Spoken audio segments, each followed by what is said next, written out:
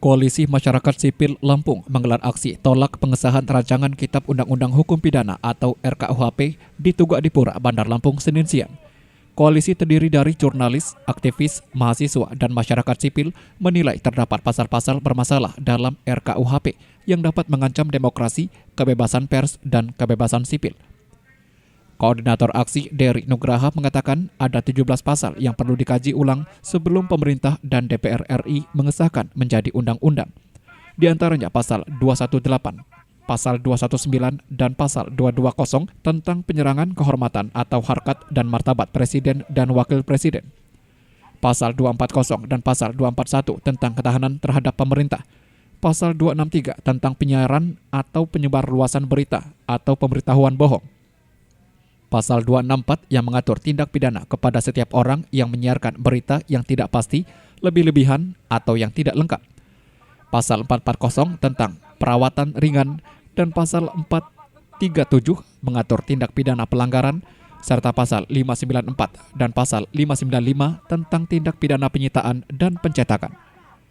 Pasal-pasal tersebut berpotensi mengendalikan pers dan suara kritis dari masyarakat terhadap pemerintah.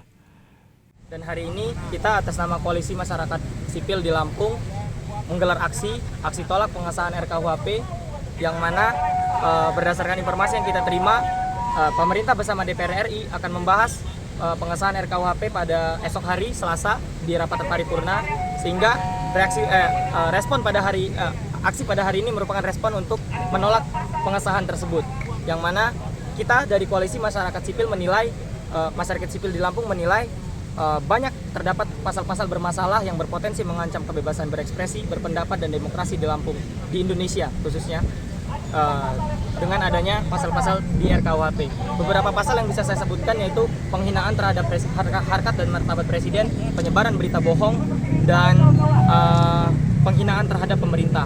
Nah, pasal-pasal ini sangat mungkin berpotensi menjerat orang-orang, setiap orang di Indonesia yang dia menyampaikan kritik terhadap Presiden. Padahal Pak Presiden, ada lembaga-lembaga pemerintah merupakan institusi publik, merupakan lembaga yang memang pantas untuk dilayangkan kritikan. Dirinya menambahkan di pasal 594 dan 595 yang secara eksplisit memuat delik pers merupakan intervensi yang mencederai kebebasan pers.